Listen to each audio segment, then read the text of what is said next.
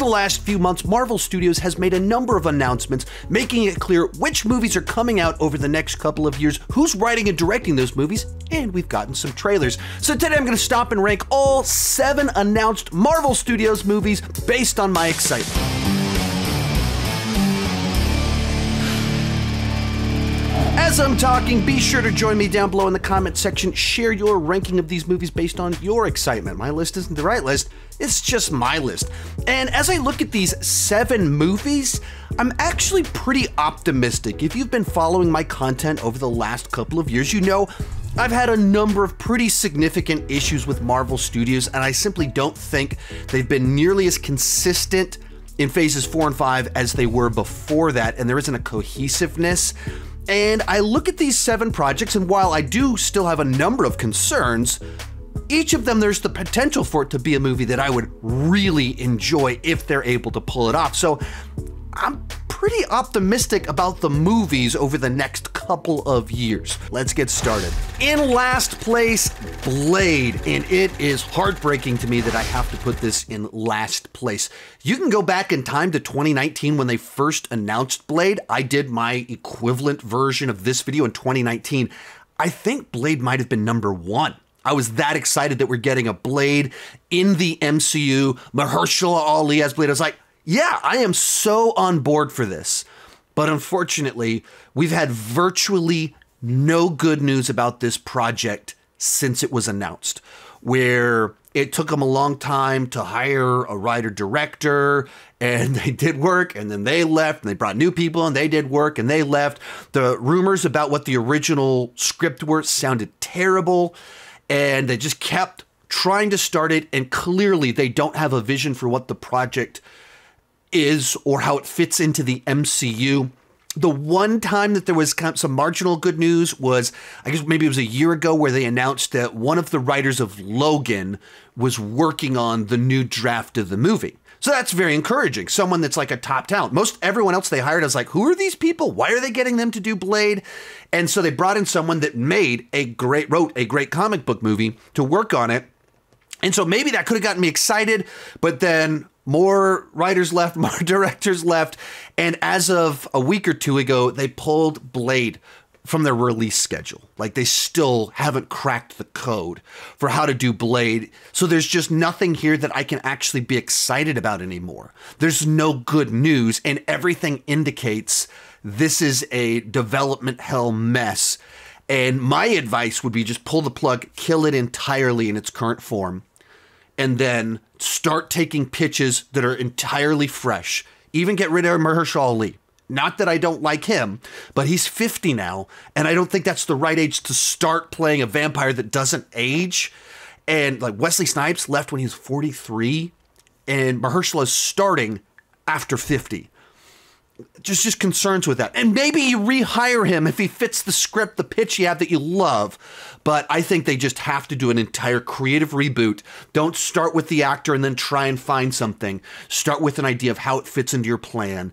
And then I could get excited again. But this version of it, I'm not going to be excited until you hire some people that I love and traction actually happens. Number 6, Captain America: Brave New World. And this is one that I've had concerns about pretty much since they announced it, because they said the writers of Falcon and the Winter Soldier were going to be writing the film. And the writing was where I think Falcon and the Winter Soldier was let down the most. That the basic premise, the 2 leads, great. I liked John Walker. And then they wrote a story with very dull villains, with very little tension and conflict, that has very on the nose and preachy commentary. And this is not great writing. And now you're giving those guys the movie. That's a red flag in my mind. Then they hired the director of Cloverfield Paradox to direct the film. Another red flag. Cloverfield Paradox is not a good movie. Its claim to fame is that it's the movie that they dropped the trailer during the Super Bowl, and the end of the trailer said, watch the movie on Netflix as soon as the Super Bowl's over. And so it was like, what? There's a new Cloverfield movie that comes out in 90 minutes? What? It was a gimmick. And then the movie wasn't good. So it's famous just for a marketing gimmick and being bad.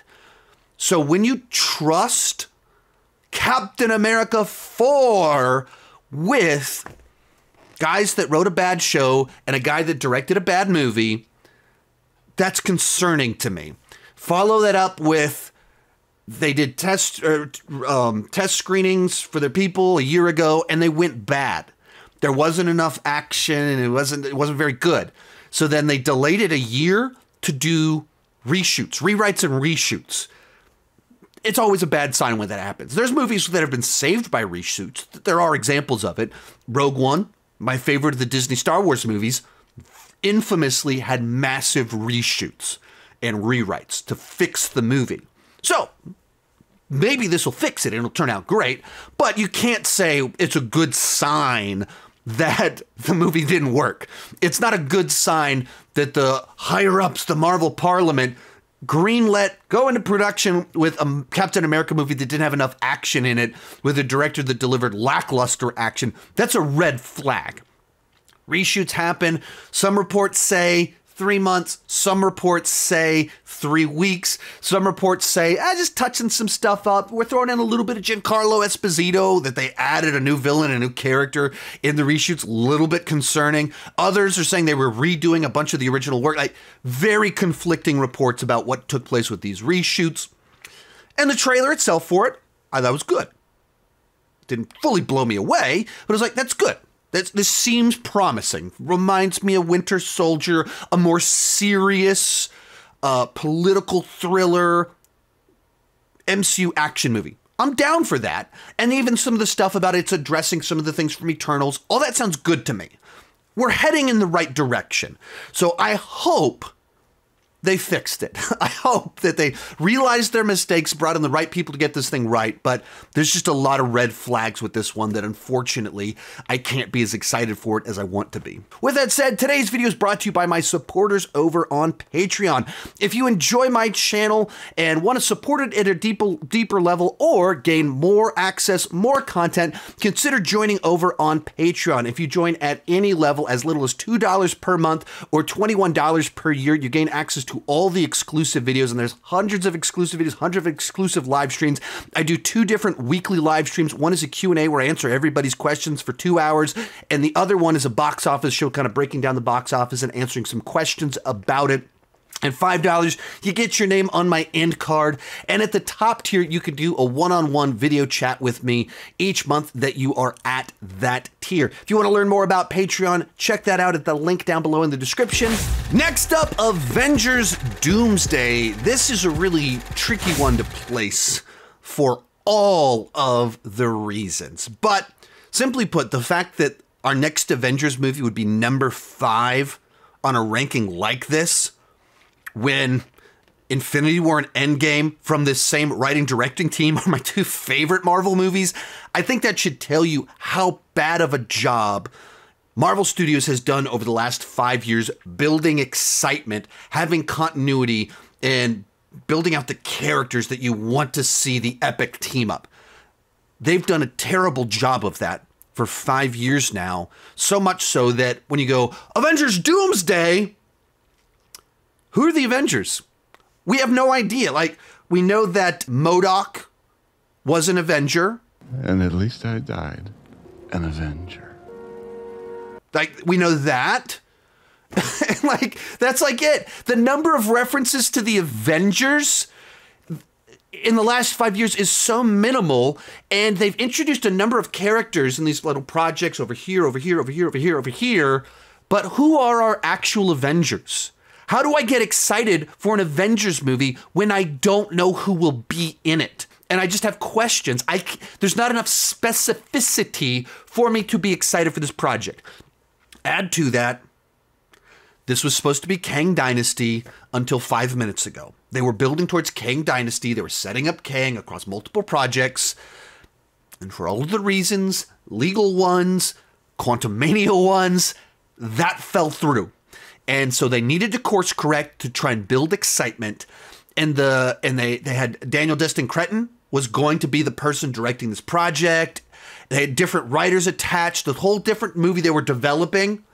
And it just like imploded. And their strategy to build excitement, it's not what they did in phases 1, 2, and 3, where they took B-level characters, some C-level characters, and made them A-listers and your favorite characters. Marvel Studios worked their magic, and they built up a team that you were excited about. They have not done that the last 5 years, so what can they do to build excitement for Avengers Doomsday? Return to the past. Borrowed trust. Let's borrow from people's trust in the past and apply it to our new thing. They didn't earn excitement for a new Avengers movie by having an awesome team of Avengers, building up a new threat. It's all borrowed trust. What are we going to do? We will get the directors of the last 2 Avengers movies, as well as Captain America Civil War and Winter Soldier, the guys with the best track record and the writers of those movies as well. So the people that made the best ones that people trust, that's who we're going to get. Now, I just said they're the best ones. If you bring me in the best directors of Marvel movies and best writers, that's reason to be very hopeful. That's a great sign. Will I be won over by the project? Very likely. And then they announced Doomsday will be played by Robert Downey Jr. I adore Robert Downey Jr. as Iron Man, but this feels desperate. It feels like a gimmick. He's a great actor, working with the best writers and directors in the MCU system. So can they potentially pull something awesome off? Of course they can. And I hope that's the case. But Doctor Doom is one of the most iconic Marvel villains.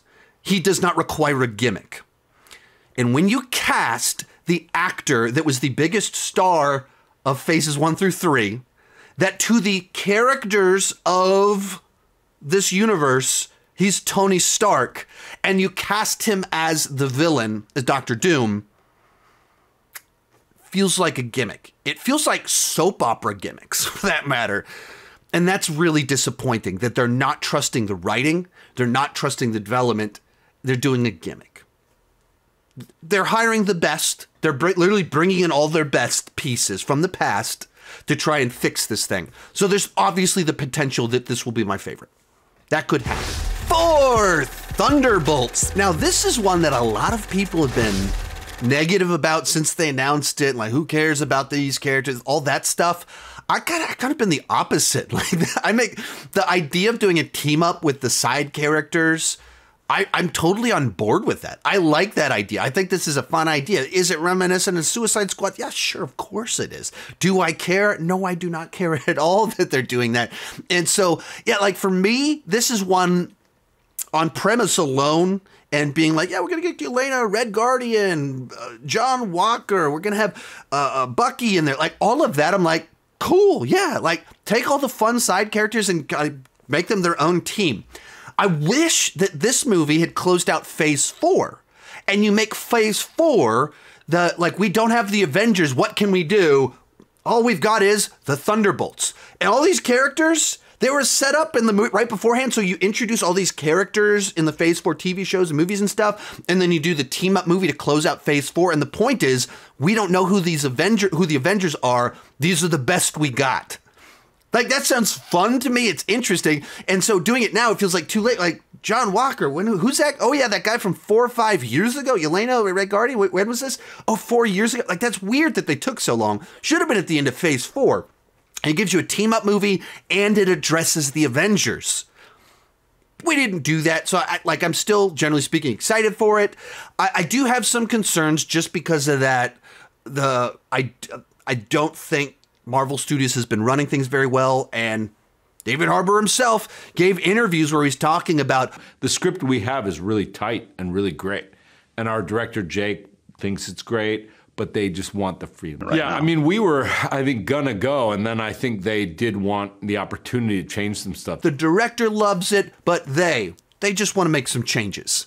Not the director, not the star. He thinks it's great. The Marvel Parliament, the producers, the ones with the real control, keep fiddling. And this is one of those projects where they were doing that. And anytime that happens, until we have a more consistent track record, anytime I hear about the producers fiddling, red flags to me. That's actually the thing about this project that I'm most concerned about. Like the other stuff about like the basic premise, the characters, I'm on board with that. Even the fact that we're finally addressing the Eternals, the government, Avengers, and like they're finally making progress on that stuff. And in a year, we're going to have multiple movies that feel in the same ballpark. So we have cohesiveness. That's what I've wanted. And that's a little bit what we're seeing with Captain America and the Thunderbolts. In third, Avengers Secret Wars. And essentially my feelings on this one are in the same ballpark as they were for Doomsday. But because this project has kind of been set in place, and it's been Secret Wars all along, this one, it seems like they have a better idea of what they want to do with it. They've just changed out who will be doing it. And, I wish that it didn't have the feeling, the desperation of like, we couldn't find anyone else to do these movies. We'll go back to the Russos. That is the red flag to me. If they announced the Russos when they first announced these projects, and they announced the writers when they first announced these projects, they did an awesome job with the last two, so we want them from the next two. I'd go, cool, that makes sense. I would have liked maybe some new blood in there, but hey, you're bringing back the best. That's not really what happened. It was like everybody else did other things, tried other things, and then it was like, okay, I guess we have to go back. That's the red flag. But with Secret Wars, the thing that Marvel Studios has done well in phases 4 and 5 are the big multiverse cameo movies. I don't think No Way Home or Deadpool and Wolverine have the greatest scripts, but they work so well on an emotional character nostalgia level. They've nailed that. And Secret Wars is supposed to be the ultimate version of that, where they go all out with the with nostalgia cameos, whatever it's going to be. That's the thing they've done well, and the people doing it are the people that did their best movies. So, without knowing who the Avengers are, at least the concept seems to be there, and it's the thing they do well, so I'm excited for it. Our runner-up, Spider-Man 4. And over the last little bit of time, we've had enough reports coming out and official announcements that we know who's making this movie. They're bringing back the writers of the last several films. And we've got the director of Shang-Chi, Daniel Destin Cretton, which feels like an outside of the box pick to direct a Spider-Man movie, but also a solid pick. I really enjoyed his films before he did Shang-Chi, and I think Shang-Chi's a very enjoyable film as well. Like I said, when you think of Peter Parker, his age, maturity, the nature of that film, his past track record as a director, it's not the obvious pick, but totally on board to let him do it. Been a zillion reports as to what this movie will be, whether it's going to be another multiverse story, or it's going to be street level, maybe Daredevil showing up in it, Kingpin, other ones. One from last week, the totally dubious report, but the Star-Lord will be in it. Don't trust that report at all. Completely shady, but it was reported. So all these different reports. At the end of the day, it's the one where I go, all right, I like the star. I like the director. The writing team knows how to deliver fun experiences. There's the most pieces here that I enjoy. And adding to that, they didn't rush it out. The original trilogy, they did 2-year turnarounds. 2017, 2019, 2021. They wanted to crank those things out despite like a lot happening in there, like making 2 Avengers movies and then COVID shutdowns. Sony, Marvel broke up and got back together, and they still were able to pull off No Way Home in a 2.5-year round turnaround. And so I appreciate that they went, all right, we just had big wins. Let's pause. We'll take a break, think about what we want to do, debate what we want to do, and then move forward. That, to me, is a good sign that it took so long to actually kind of officially greenlight it, get a release date and everything. That's a positive in my mind. In particular, where, the gap between Spider-Man 3 and The Amazing Spider-Man was this same length, but that's where they developed a whole movie. Spider-Man 4, it fell through, and then they did Amazing Spider-Man. So there's like turmoil in there, whereas this, they were on top of the world, and they're just kind of like making sure they're going to follow it up right. while doing a bunch of bad Spider-Man villain spin-off movies. So I'm excited for this one. I'm optimistic. I hope it's street level. That's what I want.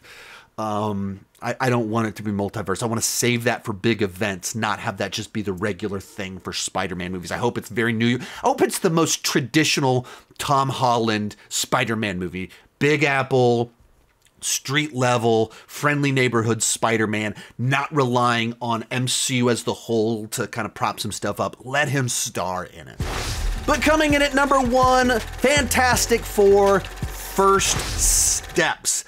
And for me, the simple reason I'm excited for this one is that Fantastic Four are the first family of Marvel.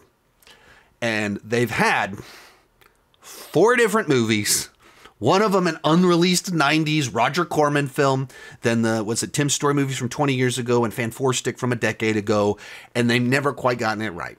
There's always been something off about it, or they haven't been widely accepted, or just had a cheap quality, or whatever Fan Four Stick was.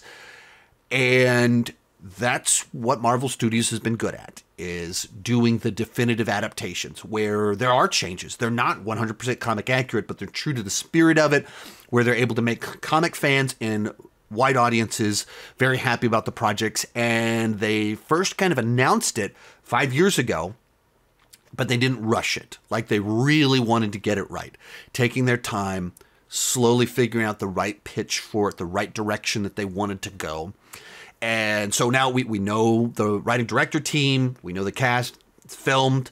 Then they started teasing that it's like in this retro future, alternate Earth, like how all of that, what exactly it means, I'm not quite sure, but it sounds interesting. Like it has its own unique, distinct flavor to it, where there can be a certain sameness to the MCU. Some of that leads to the cohesiveness, but it's fun when they're able to find the projects that have that own vibe to them.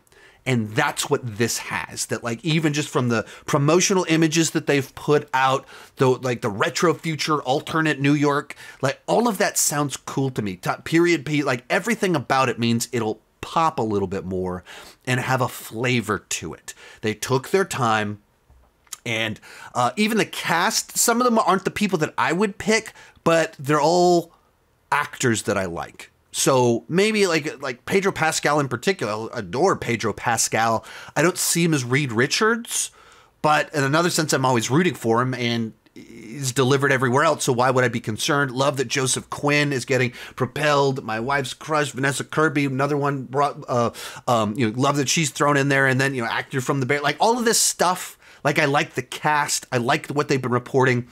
And, compared to these other ones, it's all fresh and new. Well, Blade would be fresh and new too, but it's fresh and new to the MCU. So it's just that newness without being too obscure. Like, it's new, but with something iconic. The premium Marvel thing that Kevin Feige hasn't gotten to play with yet. He's finally getting to play with it. That's exciting. Can't wait to check it out. So it comes in at number 1. Remember to share your ranking down below in the comments section. Also, if you're interested in supporting my channel at a higher level or getting more access, more videos, consider joining at Patreon at that link down below in the description. Come back tomorrow. We're going to be talking about the TV shows and keep talking movies and TV too much. Bye-bye.